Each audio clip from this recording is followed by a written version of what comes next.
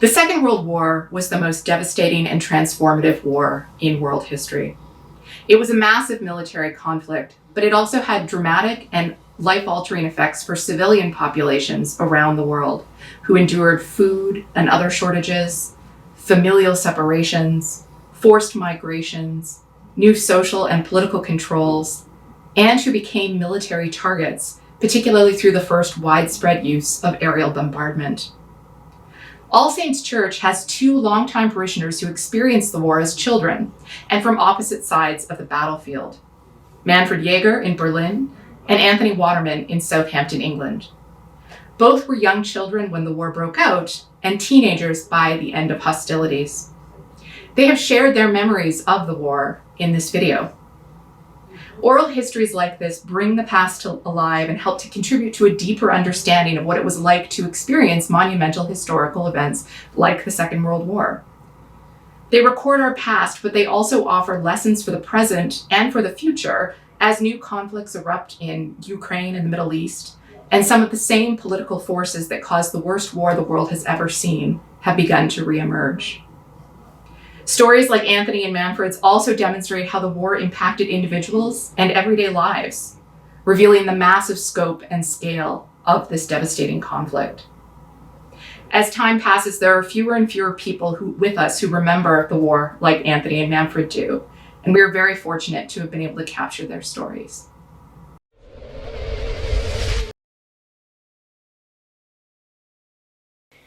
So can you start by telling us what your first memory of the Second World War is?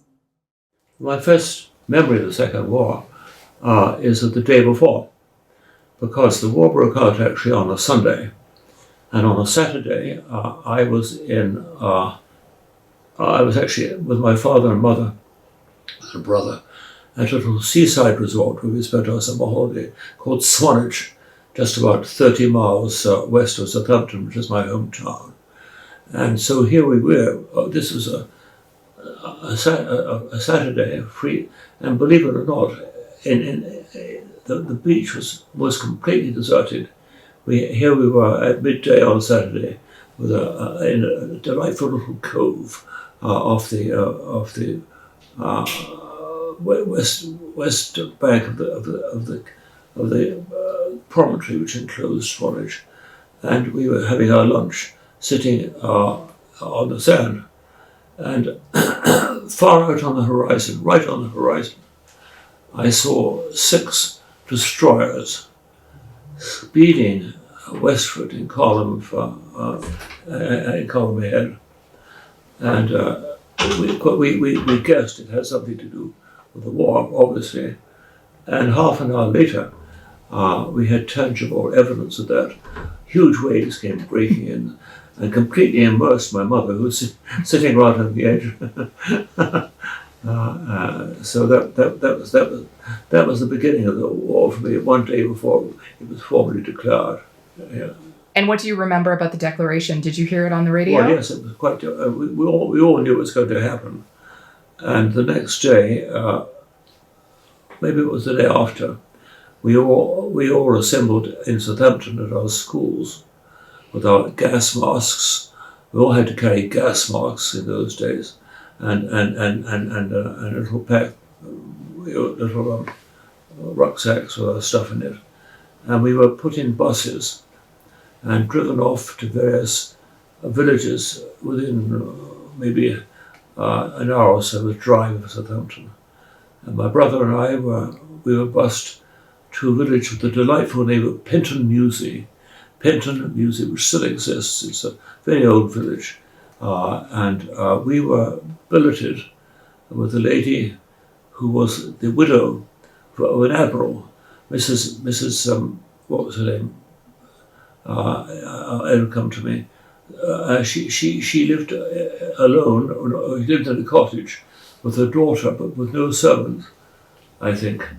And her daughter was a spinster of about in her 30s, who ran the local girl guide company and was always known as captain, because she was the captain of the guide company.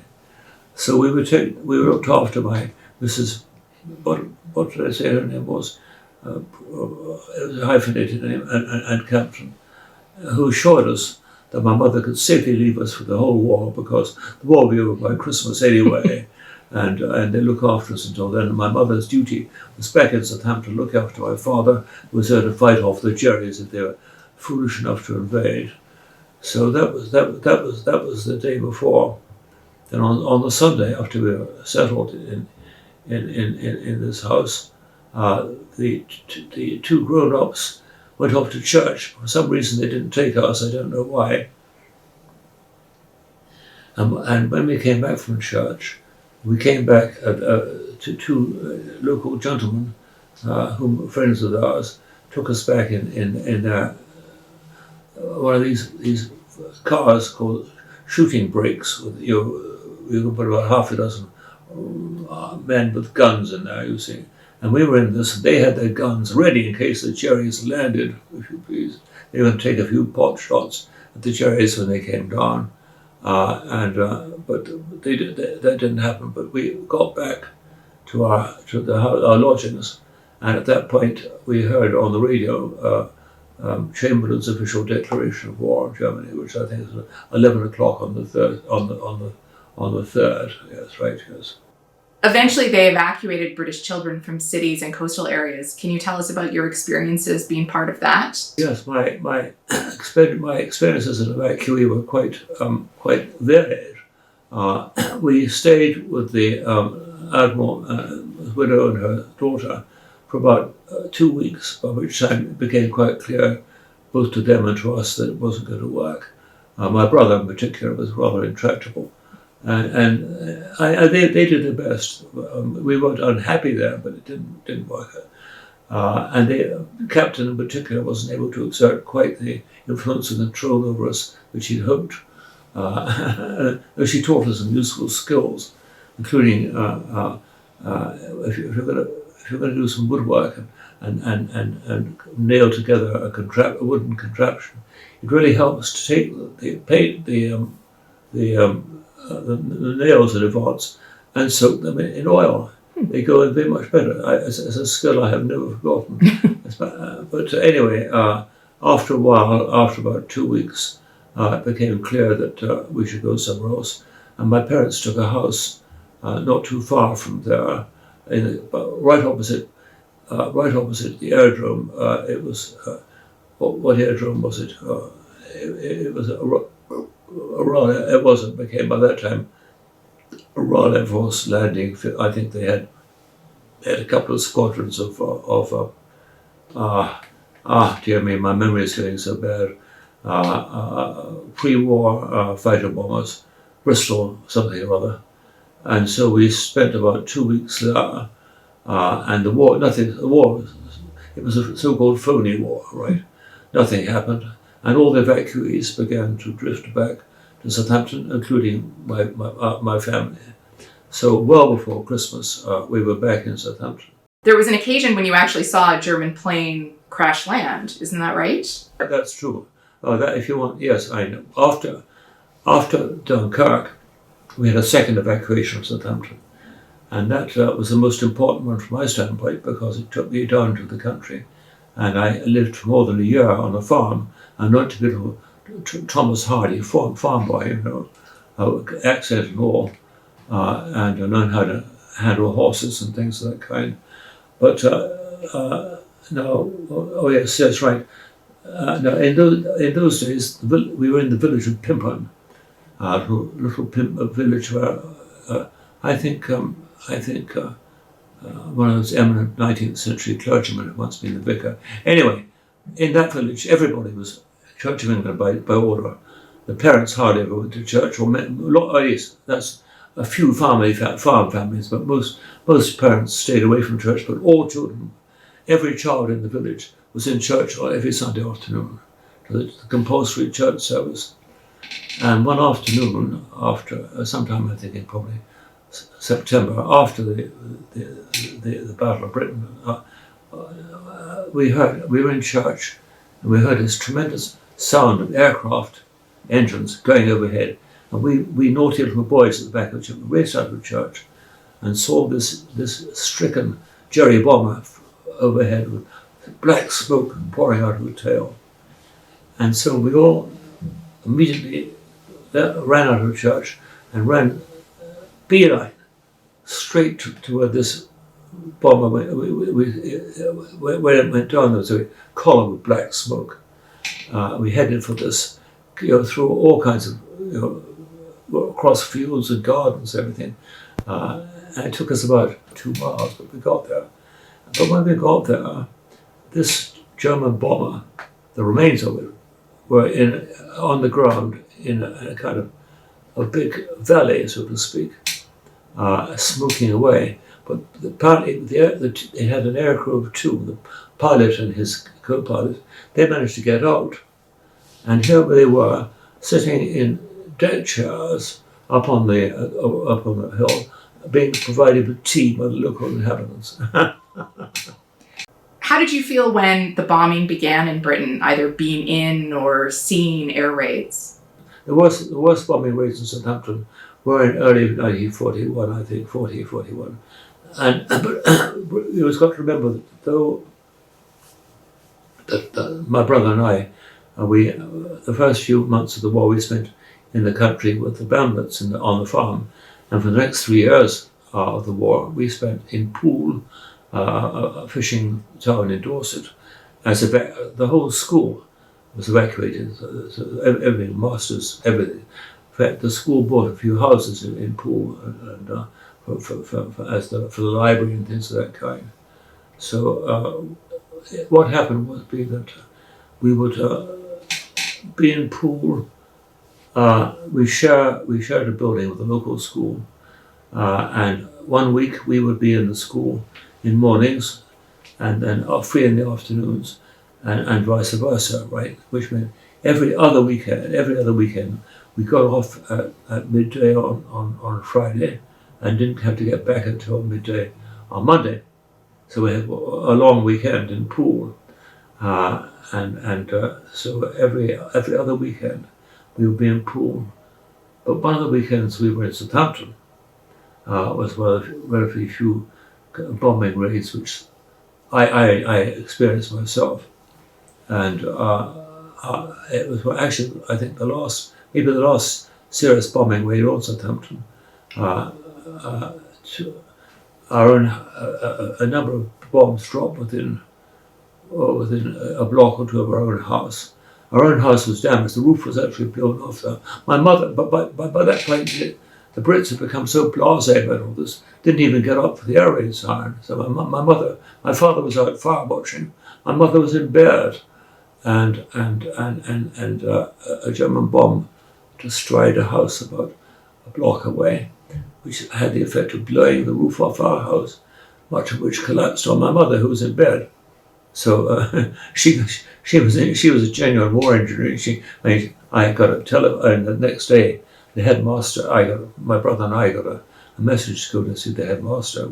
Oh dear, what have we done? And he told us the bad news that my mother had been injured.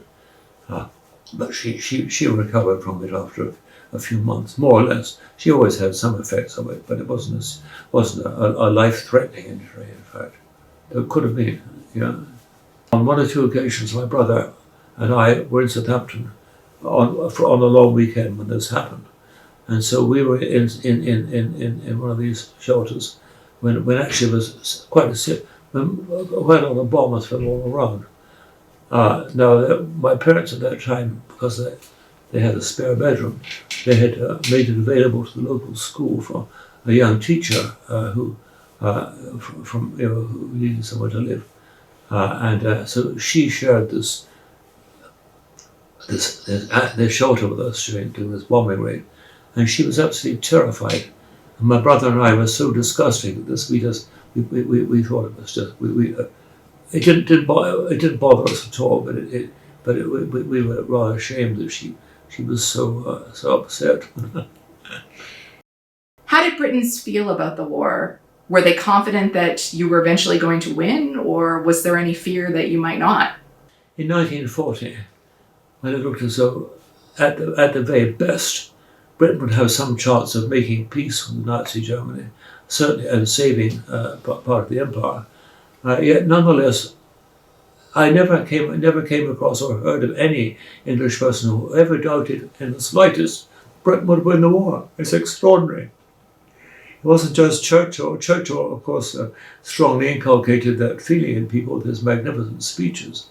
But everybody I ever came across or heard on the radio simply assumed, without bravado, that Britain would win the war. Britain always won wars, and it would win this one just the way it won the last one, and so on. That was the assumption. What did you think about Churchill? I thought, of course, I loved the English language, and I thought he was a superb man. I just reveled in the rhetoric. But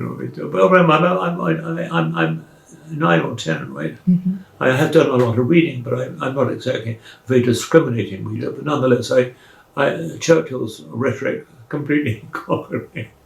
And how did you feel when the war ended? What did you do on VE Day? When the war in Europe ended, the war in the Far East was still going on. So what we celebrated when I was a child as VE Day, Victory in Europe, took place I think sometime in June or so. But meanwhile, it was 2 or 3 months before the Japanese finally surrendered, and only after the atomic bomb had been dropped, right? So VE Day was a great day for all of us. By that time, the evacuation of school had ended, and so my own school was back at its pre-war premises, which unfortunately had been occupied by the army during the war, and it was a mess. And our library had been bombed, but nonetheless, it still was that we were back on the school, and they began to get the playfield had been ploughed up for barrage maneuver. But so in the months before the war came to an end, there was a lot of tidying up, of course. And I think I mentioned my own house had been bombed. And the extraordinary thing is that though it was the last house in Southampton to be bombed, it was the first one to be repaired. It actually it was fully repaired by Christmas of 1945. In the evening, we all went down to the Civic Centre. Southampton, before the war, a magnificent civic centre, town hall, and a very imposing clock tower, which, by the way, every 4 hours struck "Oh God, I hope in ages past," which was my school hymn, was "Oh God, I hope in ages past," because Isaac Watts had been an old boy at the school, right? And so every 4 hours, the clock struck "Oh God, I hope in ages past," which was rather nice. So we all went down to the Guildhall and the Civic Centre, and it was just filled with soldiers and Air Force, British, Commonwealth and Americans, filled with them, all of whom had probably enough to drink. And I remember seeing two English sailors, climbing up the outside of this 400-foot building, out to the top. How they managed, I don't know.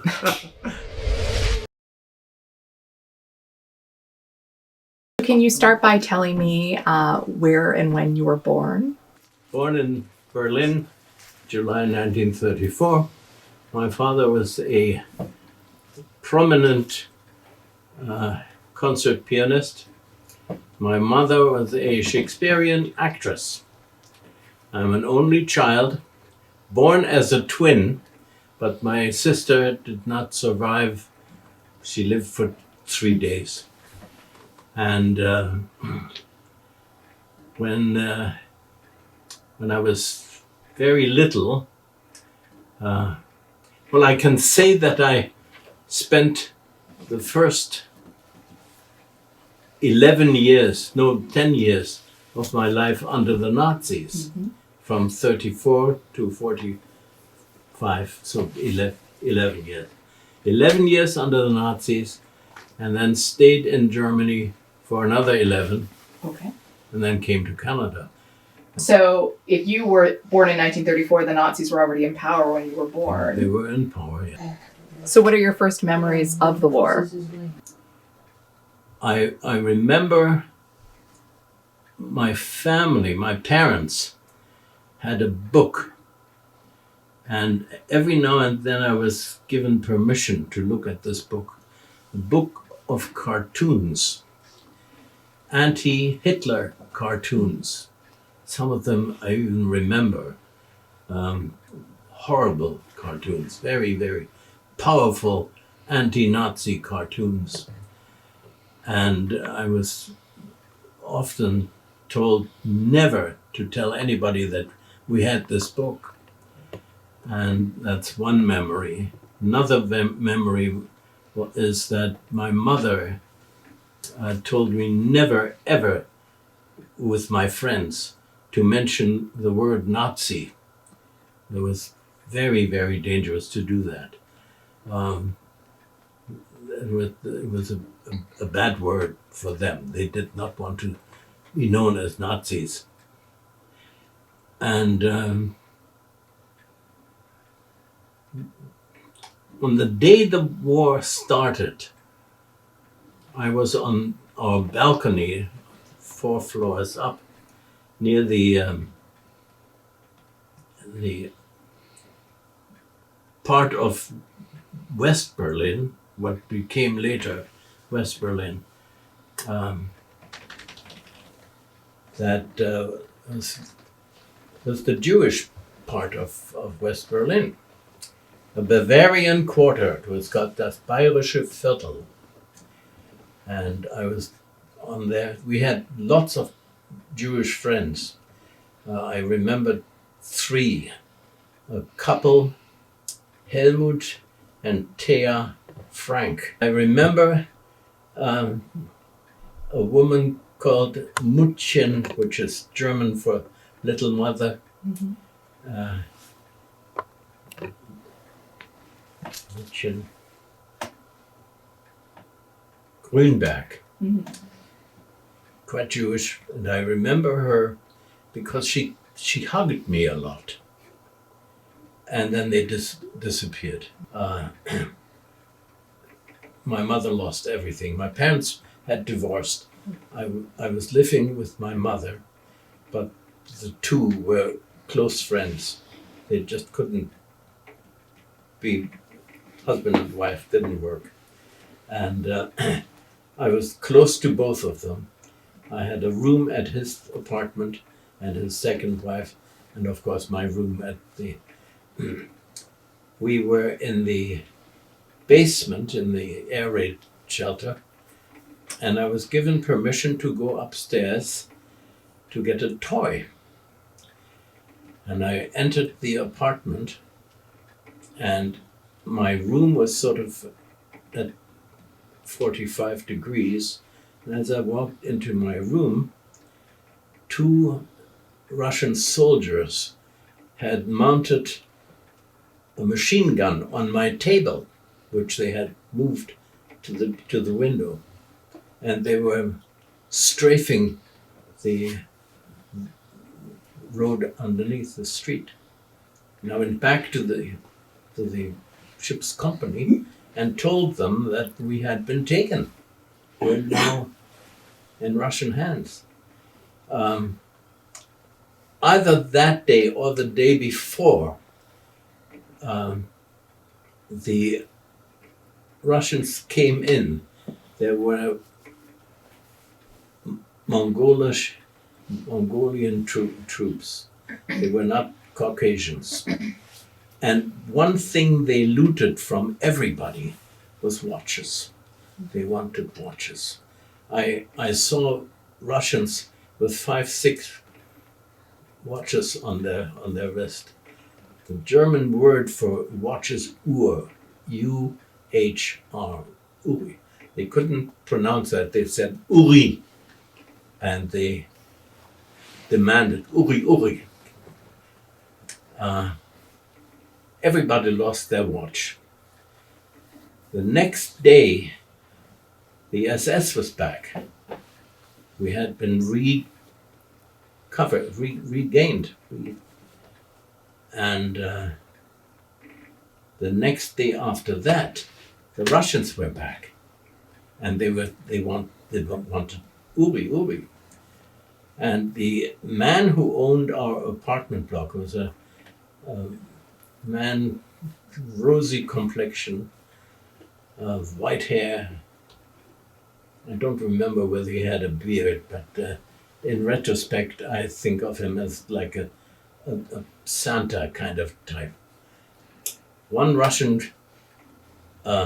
demanded his watch, and he tried to tell him, it's gone, it's gone. He asked him again, can't. He raised his pistol or submachine gun and blew his head off, stripped this on the ceiling. It was just awful.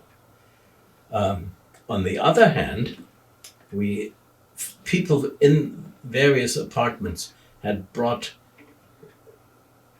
comfortable furniture down. Mm-hmm. I remember 2 leather armchairs. They were pushed together, and I was sleeping in it. And woke up one morning, all of a sudden, a great big heavy Russian standing over me and emptying a big bag of candy on me. Lots of candy. Later on, our apartment in that particular apartment house was the only apartment with a wood-burning stove. And the Russian commander for this area of our borough, our apartment was his kitchen, because it was the only place where his cook, a man by the name of Vasya, very friendly Russian soldier, was doing the cooking. And as I say, he was an extremely friendly guy. And on my mother's birthday, he gave us one of the few meals I have never forgotten. He had made a chicken noodle soup, a great big huge pot of soup. And he gave us a pot of this chicken's noodle soup. There was so much of it, there was no problem for him to give him. And I was just fine with that. I've never forgotten that meal. I don't know, I would have to look into my memory if there are other memorable meals, but there may be, yeah, there probably are. Just before the German government packed it in, all coupons, rationing was suspended. And we were told by no more newspapers. They made their communications with the popular by declarations on trees. And we found out that we were to come to various places to get the final rations. And my mother and I remember a salami, a great big salami, and a big bag of sugar. I don't remember much else. There may have been an amount of honey that I seem to remember. And I, as we were going back home, I was thinking, this is it.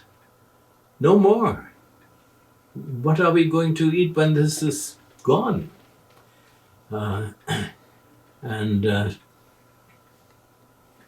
must have lasted.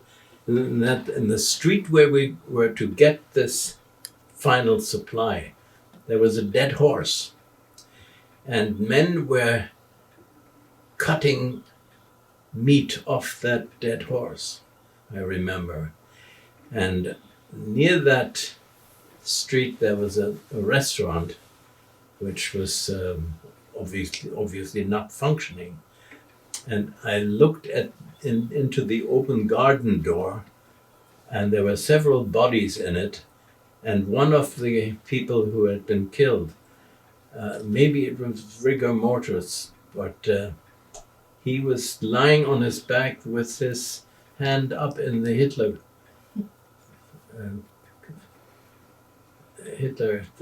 salute. That's what I remember. So conditions had really deteriorated Yes. at that point. And then the shooting stopped. The Russians were in control. And I went, and also during that thing, there was a woman in our apartment block, single woman, on the verge of being elderly, blonde hair, died, who referred to herself as a child of the sun. She was a little off. Ich bin ein Sonnenkind, she said. I'm a sun child. And she needed sun. She needed sun. And she had got a chair, a lawn chair, took it out, and there was a nut tree, a small nut tree outside the main entrance to the building. And she sat there when the sun was there, and she, and a Russian or a German, a sharpshooter, killed her. And of course, this was a crime for which there was no punishment. And she died there. It was an almond tree, almond. So you think having been through such a terrifying experience as a young person has, affected you throughout your life, just in terms of the ways that you viewed it? Not really. It has not weighed me down. No. You just feel lucky. Yes. Yeah. Yeah. But then that immediate period after the surrender, what do you remember about how things were in Berlin, or how people around you were feeling? Was there relief or disappointment, shame? No. Relief, certainly. Okay. Yeah. I don't think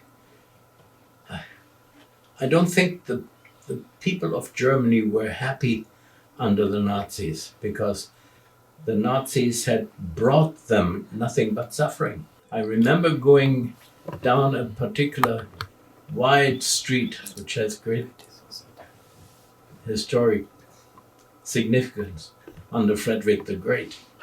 I'm walking down in 45 with my father, and a huge column of brand new German tanks was rumbling down that with many, many tanks. And I said to him, I said, now we're going to win the war. And of course, didn't. There was a battle going on in a little park, actually a very big park. It's a very narrow park, and it goes for several kilometers. And I could see this park from my window. And at one point there was a battle going on between a unit of Germans, they were on this side, and they were well hidden, and the Russians were on this side, and there was a skirmish. And when it was over, I could see all the bodies, the German bodies here, and the Russian bodies there. And I showed Mary this park in 2000 when we were there. Do you remember when you started to realize what had happened? No, I didn't Yeah. know why they had disappeared. No, I didn't. Something really strange happened. The day we lost our apartment, my father had two grand pianos in opposite locations, and one was always being tuned. Mr. Weiss, he was Jewish, and he disappeared. And on the day we lost that apartment in November 43. The man who was going to be my boss in Canada, city editor of the Winnipeg Tribune, was up there bombing Berlin. They had an aircraft called the Mosquito. It was a wooden aircraft, a bomber, no weapons on it, just two huge engines. They were the fastest aircraft in the war. 2 people in it, crew of 2, and they didn't need any machine guns or anything like that. They were so fast they couldn't be caught. Very few were ever shot down, and they came every evening. We had the radio would interrupt all programs and say units of the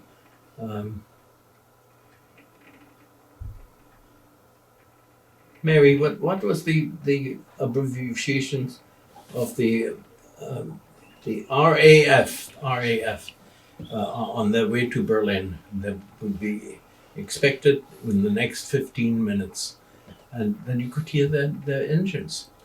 And the Mosquitoes in early 1945, they had really the main job in the night, and they came with clockwork accuracy at 8:15. The next week they came at 8:30. Then they came at 4, at 9, and without fail they were there, and they were doing their bombing. Do you remember how you felt about, sort of the Germany's military enemies, in the sense that now later you had a friend that was part of that campaign, but what were your feelings at the time about the British or the Americans? Or I was just afraid. I had no ideological feelings of one way or the other. I certainly didn't hate those bad people. Right. My mother was glad because she knew this means the war is coming to an end. Let's just hope and pray that we survive it. What was it like in Germany, sort of after everything was done? How did, say, your mother feel as the crimes of the Nazis started to be more revealed? Was she surprised? Did you have any sense of what had been going on, given the loss of your Jewish friends? When it became known, she was stunned that it had happened. I remember the Battle of Stalingrad. The nation was wounded by that battle because it had cost so many lives. But in the last 3 months of the war, Germany lost about 100,000 soldiers every week. It's unbelievable. It's just amazing. It was a very difficult job to defeat German militarism. Did your family know anyone who was in the military? Who was in the army? Yes. A cousin who was a tanker, and his father told me how happy he was that his son never knew that he died. He was standing in the turret of his tank when a artillery